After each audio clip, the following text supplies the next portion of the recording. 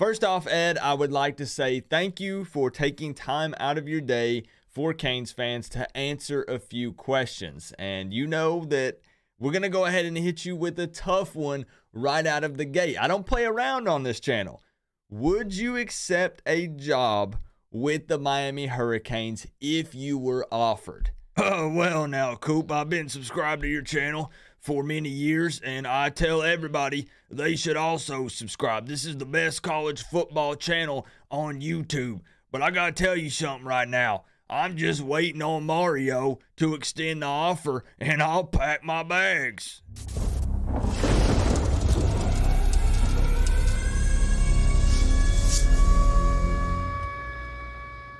What's going on, Canes fans? Now, let me add a quick little disclaimer. The interview that you just saw was not real. It did not happen. We're just having a little fun. Now, many of you are going to say that it seems silly that I feel like I need to say that, but trust me, I do. What I wanted to do was take a few minutes in this video and discuss the possibility of Ed Orgeron joining the staff here at the University of Miami. And luckily for this video, he was right there. Literally, he has a bed right there. I have a little helper with me today. Let me see if I can get him. I'm actually pup sitting today, so I had a little helper help me write the notes for this video. So you guys can thank him. His name is Rip down in the comment section. Hopefully he'll hang out in the bed and he'll just chill while filming this, because he's usually not very chill. And I do want to add that while filming this was not part of the video. It was officially announced that Ed's son, Cody, will be joining the Miami Hurricanes staff as an offensive intern. So, you know, that kind of makes you wonder if his son is joining the staff. I mean, I'm just saying. But for real, let's talk about this for a moment, because there are rumors swirling everywhere all over the internet, especially after Ed helped during the most recent coaches clinic. He was joined by some other big name coaches like Sean McVay and Jimmy Johnson. Mario really put together an amazing clinic and brought together some big time names. Now, there's no reason for me to hide it. You can go back and watch previous videos. I was always very vocal in being against Ed Orgeron joining the Miami Hurricanes football staff. However, it was always in regards to him accepting the head coaching position. When it comes to any other position on this staff, I am 100% on board with Ed joining. But there's really three questions that need to be asked here when it comes to Ed joining the staff. And we're going to go through each of those in this video. And kicking it off with the first one is, would Ed even be interested in joining the staff? And I think the answer to that question is very obvious. Of course he would be. Well, duh. Ed has a history with Miami, and I think that many Canes fans forget that. He actually coached the D-line from 1988 to 1992, and he worked with some big names during that time, including his first season here in 1988, he worked under Jimmy Johnson. Mario Cristobal is in the process of putting together what might be the most star-studded big name staff in Miami Hurricanes history, and you're going to try to tell me that Ed Orgeron does not want to be a part of that?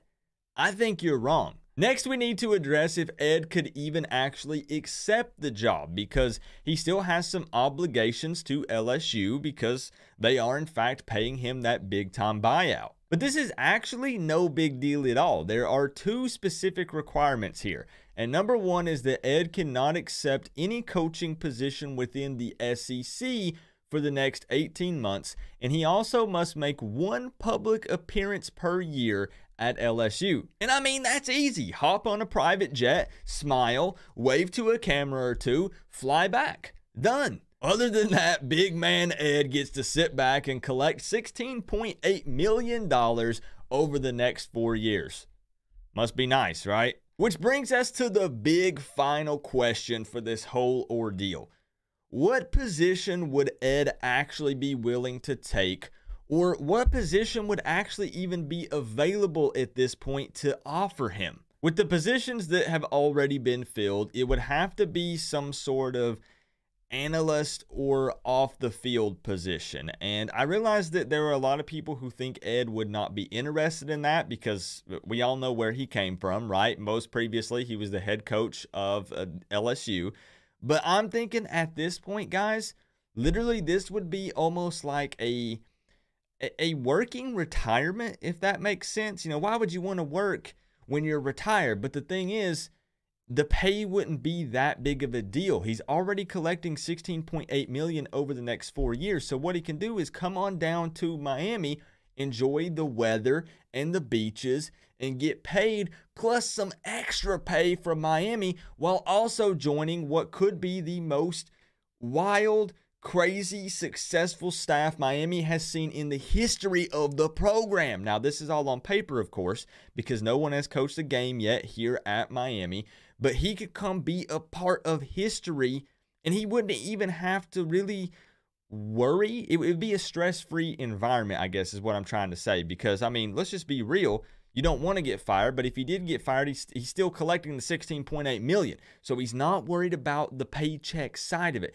He could literally come down here and just focus on being part of this amazing staff and contributing to what hopefully could be our first ACC championship win, or maybe even a college football playoff run or national championship run. Now, again, I'm not saying that's going to happen this year or anytime soon, but I'm just saying I feel like it makes a lot of sense for him, and I do think that he would, in fact, be interested. And I mean, I'm pretty sure Mario already likes the guy, because why else would he invite him to be a guest at the coaches clinic if he didn't like him, right? And I'm not even going to lie to you guys. When I saw that pic of Ed in the orange and green, when he was in the polo and when he was with Jason Taylor and they were, you know, showing the players and other coaches some things, it just looked right. It's also very apparent, given the staff that's already been hired, that Mario has pretty much been given a blank check, as we were told. I mean, just look at some of the money that's been dropped on this coaching staff. And again, bringing on Ed, since he wouldn't be, you know, coaching the D-line or anything like that, you know, purely as an analyst or an off-the-field position, it wouldn't absolutely break the bank, I don't think. And I don't think that Ed would even necessarily be asking for that much. I don't know the guy personally, but I don't think it would be that big of a deal when it comes to the money. I mean, we've already spent that much, so what's just a little bit more to bring on another big-time name to this staff? I think that Ed would be the perfect fit coming back down, a reunion here at Miami, and I do think that he could contribute to this team, and I think it would be a big-time hire. Now, do we need Ed necessarily? No, we don't. I mean, as we talked about, they just brought on his son, Cody. But I think for the most part, there might be one or two little surprises here and there. But this staff is pretty much mostly complete.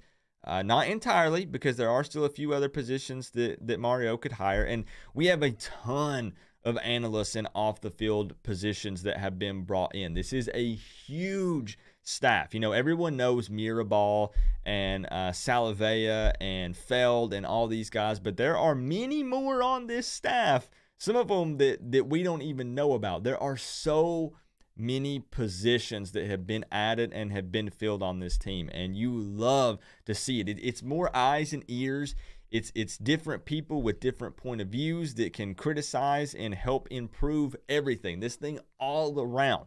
And that's why I say that even though we have so many people on this staff already, that Ed would still be a huge contribution and would be a big get for us on this staff. But let me know down in the comment section below how you feel about it. Would you like to see Ed on this staff, yes or no? And as I said, I was always just so against it, but it's because when Manny was here, I didn't want Ed to come in and replace Manny. Now, would that have been an upgrade?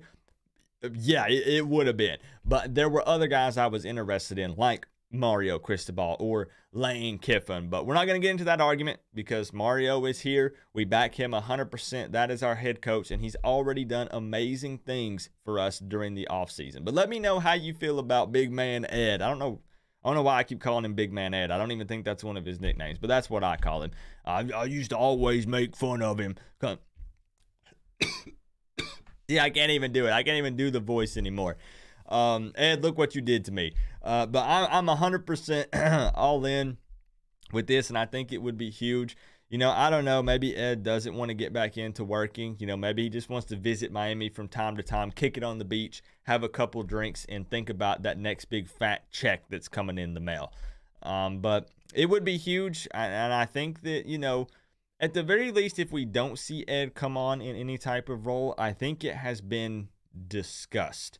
I'm not going to say that any type of offer has been made, but I'm just going to say that it has at least been talked about. And I'm not talking about fans, amongst the fans. I'm talking about amongst the current staff. And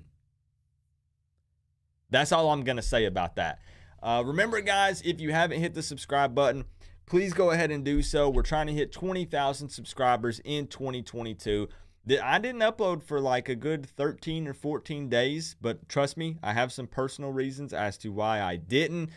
Plus some also behind the scenes thing I'm working on this channel that's kind of held things up a little bit. Spring is still well underway, and we'll still have a couple more spring videos as well. Also keep in mind that the live simulations for the 2022 football season, where we take NCAA 14, it has updated graphics, updated rosters, and we simulate the entire 2022 season game by game, and we do that every Friday night. Those will kick off in June.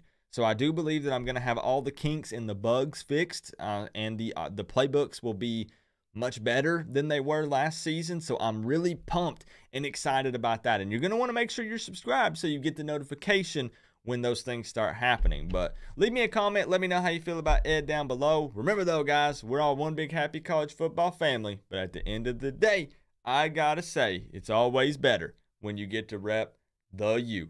Coach Coop, peace out.